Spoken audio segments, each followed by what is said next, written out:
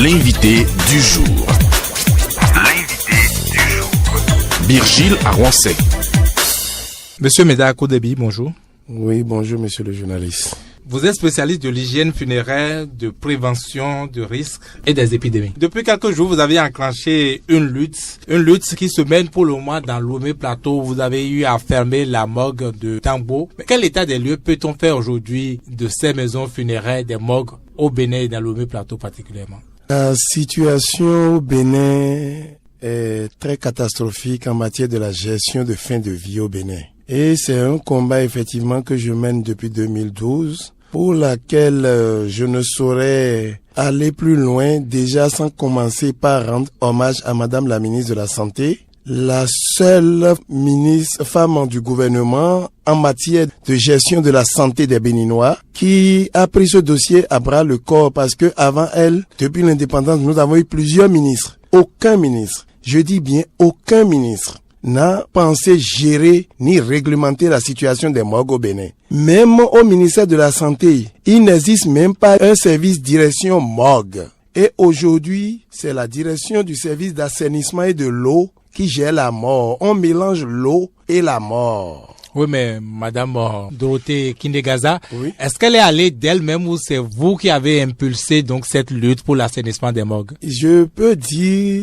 il est bien vrai que l'initiative venait de moi par amour pour mon pays. Parce que après avoir sorti de l'ENAMEF, l'École nationale française des métiers de funéraire, où j'ai interpellé le gouvernement béninois par écrit sur la situation, les tests qui régissent le secteur au Bénin et les listes des maladies pour lesquelles on ne doit pas déposer des corps à la morgue, et est-ce qu'il y avait obligation du certificat de décès avant tout dépôt de corps à la morgue parce qu'il faut être sûr de celui qu'on veut déposer à la morgue. La seule réponse du gouvernement béninois était tout se fait au Bénin par jurisprudence. Cette interpellation remonte à quand? Et en 2012. La réponse est de février 2012 où on me remerciait de mon attachement à la santé publique au Bénin, mais que par contre tout se fait par jurisprudence et que mon arrivée au Bénin était une opportunité. Par jurisprudence, ça veut dire quoi? Par jurisprudence, c'est-à-dire il n'y avait pas de test, ni loi, ni rien. C'était la cour du roi Péto. Eu égard de cette situation, je sais que si je demandais au gouvernement béninois de financer ce projet,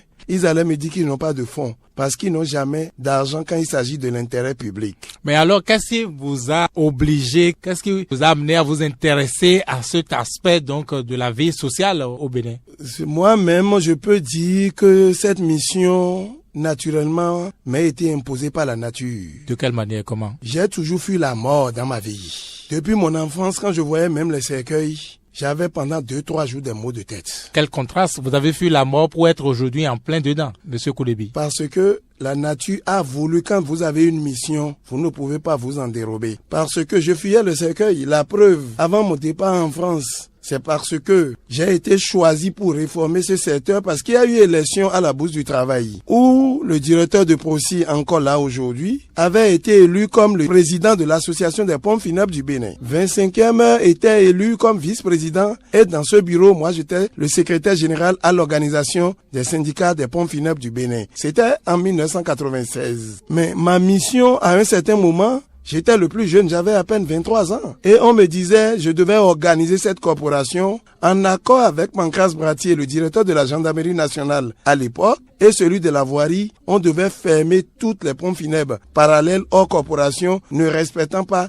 l'hygiène de notre milieu. Vu mon âge et vu les menaces qui pesaient sur moi, j'étais obligé de fuir le pays. Une mission colossale. Une mission colossale parce que les menaces de mort venaient de partout. Et vu mon âge de 23 ans, j'ai compris que les jeunes, les grands qui étaient dans ce bureau, ils voulaient juste me sacrifier. Vous envoyez à la mort. M'envoyer à la mort. Et puisque personne ne veut mourir, j'étais obligé d'aller voir des gens à qui je rends surtout publiquement hommage aujourd'hui, le colonel Zanou Marcelin de la douane qui m'a offert gracieusement le billet d'avion Sabena pour fuir ce pays il y a 19 ans. Ça fait quand même bizarre, c'est carrément un contraste parce que déjà votre nom c'est Koulebi, ça appelle la mort. En tout cas, en langue fond, il y a bien la mort dans votre nom. Vous n'aimez pas la mort, vous avez fui la mort tout le temps, vous avez fui la mort jusqu'en France. Mais vous êtes allé vous spécialiser, disons, pas dans la mort, mais dans les métiers de mort pour aujourd'hui venir faire la guerre à la mort. Monsieur Koudebi, vous êtes tout un contraste tout de même. Oui, effectivement, mon projet aujourd'hui au Bénin, ma mission, c'est sauver 25 000 vies rien que par l'hygiène. Le projet n'est pas aujourd'hui d'augmenter le taux de mortalité au Bénin,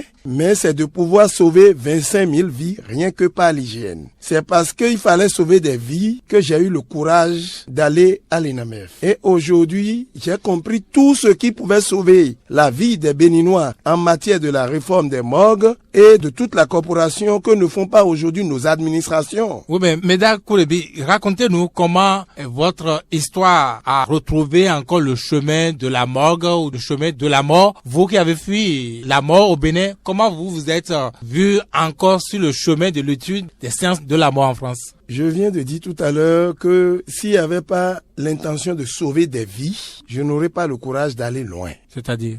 Aujourd'hui, le projet est sauvons 25 000 vies rien que par l'hygiène. Ça veut dire que ces 25 000 personnes, je veux les arracher à la mort. Les 25 000 personnes dont vous parlez, c'est le personnel des morgues et des pompes funèbres? Non, je parle de la population béninoise. Aujourd'hui, le Bénin a l'équivalent de 50 000 morts en trop par rapport à sa popularité. Parce que le taux de mortalité d'un pays se calcule par rapport à sa population. Et c'est quand il y en a de trop que les autres pays ont des instituts médicaux légaux qui font des recherches pour savoir de quoi Pierre ou Paul est décédé et pourquoi avons-nous dépassé le pourcentage qu'on devait y avoir normalement comme décès. Malheureusement, le Bénin n'a pas d'institut médico-légal. L'institut médico-légal est nécessaire pour permettre à un pays de sauver des vies, pour permettre à un pays de pouvoir faire des recherches sur les différentes maladies, les différents décès, afin de pouvoir proposer des vaccins, des recommandations sur le plan sanitaire pour qu'il n'y ait plus ces morts-là. Malheureusement, aujourd'hui au Bénin, notre seule prévention au Bénin se limite au lavage des mains. Au-delà du lavage des mains, nous ne faisons pas suffisamment de la prévention pour sauver des vies sur le plan sanitaire et surtout les épidémies. Oui, mais Monsieur Méda Koudebi, quand vous avez découvert ce que vous appelez un état des lieux plutôt catastrophique, oui. Mais à quel niveau se situe la panne? À qui incombe la responsabilité? Très bien, ça a commencé, comme je vous ai dit, depuis 2013. Depuis 2013, j'ai audité 3 morgues appartenant à l'État béninois. Lesquels? J'ai audité la morgue de CNHU, celui de Ouida et celui de Porto Novo. Tous dans des situations très catastrophiques. Je dis catastrophiques parce que Ouida est construit pour 16 places. Et en 2013, j'en ai dénombré 93 corps pour 16 places. Dont les corps sous décision de justice, le corps le plus vieux à l'époque était là depuis 9 ans. J'ai été obligé de rencontrer le procureur Azalou de Ouida à l'époque. Aujourd'hui, il n'est plus à Ouida. Et grâce à lui, on a obtenu quelques mains levées dont plusieurs corps ont été enterrés, dont je détiens les albums. Mais comment nos morgues en sont arrivés là? Pourquoi les morgues sont dans cet état? À qui incombe la responsabilité ou les responsabilités? Je vais commencer déjà par vous dire une anecdote. Je me souviens, c'était dans les années 86 où j'étais élève au lycée technique de Porto Novo. Kérékou étant en visite à l'hôpital de Porto Novo, on lui faisait comprendre que de l'autre côté, il demandait qu'est-ce qu'il y a là-bas parce qu'il avait vu la haute, il croyait que c'était le restaurant de l'hôpital ou la cantine. On lui disait que non, de l'autre côté, c'est l'incinérateur et à côté, c'est la morgue. Qu'est-ce que Kérékou a dit? Laissez-les se reposer là-bas, laissez-les là-bas, ne les dérangez pas,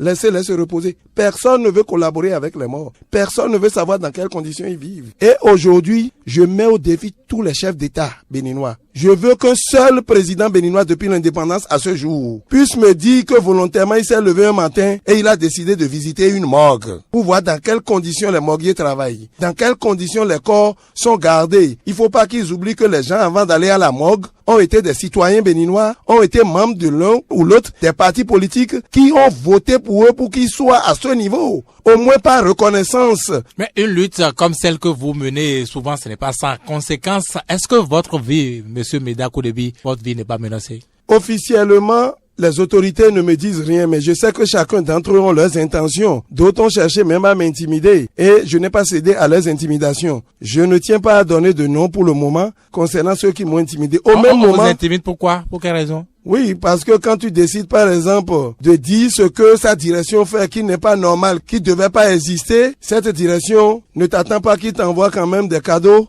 ou des chocolats. Il va manifester sa colère. La deuxième chose, ceux qui sont aujourd'hui les promoteurs de ces mocs illégaux, ceux qui fabriquent des cercueils qui sont pas aux normes, parce que je l'ai dit la fois passée. Et il y a même des responsables qui se sont mis en colère pour dire, vous êtes en train de vouloir toucher à notre porte-monnaie et sur ce plan nos revenus, on va pas vous pardonner. Je l'ai dit et je continue à affirmer, aucun cercueil aujourd'hui n'est aux normes en République du Bénin. Aucun cercueil. Pourquoi je le dis? Comment se fait-il qu'ils sont pas aux normes? Je vais encore vous l'expliquer. Pour qu'un cercueil soit aux normes en cas d'incinération, elle doit être au moins de 18 mm pour incinérer les corps, pour faire de la crémation. Pour l'inhumation, ça doit avoir au moins minimum 22 mm d'épaisseur et doit contenir au fond un plastique biodégradable étanche pour empêcher les écoulements et les infiltrations. Aujourd'hui, aucune pompe funèbre ne peut me sortir ces plastiques biodégradables dans un cercueil. Je sais que ce n'est pas de leur faute. On a une administration qui dort pratiquement 18 heures sur 24. Pour finir, Méda Koulibaly, qu'est-ce qui fait votre courage? Qu'est-ce qui vous maintient dans cette lutte? Mon courage aujourd'hui, c'est quand je pense que je pourrais rencontrer en 2016 25 000 Béninois qui ne quitteront plus ce monde aujourd'hui pour dialoguer, pour parler développement. Ça me fait plaisir. 25 000 Béninois qui pourront payer des TVA, contribuer au développement de ce pays pour permettre à nos politiques de pouvoir atteindre leurs objectifs dans le cadre du développement. Ça m'encourage. Ma tristesse aujourd'hui, elle est quoi? Aujourd'hui, ce combat que je mène, ça touche le ministère de l'Environnement. Ça touche le ministère de l'Intérieur. Ça touche le ministère de la Justice. Ça touche le ministère de la Santé. Mais au-delà de Madame Gaza, je dis bien au-delà de Madame Gaza, c'est tout comme si ces ministres-là n'existaient pas dans ce pays. Aucun d'eux ne me demande en quoi je peux jouer ma partition. Seule Madame Gaza est au fouet au moulin. Et qu'elle ne peut rien faire parce qu'il faut une commission rogatoire entre les 4 ministres. Je peux vous dire que cette poissonnerie contenant 178 corps à Dangbo, que je suis allé fermer avec tous les agréments, signé du ministre de l'Environnement, j'ai l'original. Ça veut dire que celui-là a contribué à la mort des Béninois. Il a contribué à mettre les bâtons dans les roues à Madame la ministre de la Santé. Il ne lui a pas permis d'assainir cette corporation. Méda Koulibaly, merci. Merci, monsieur le journaliste.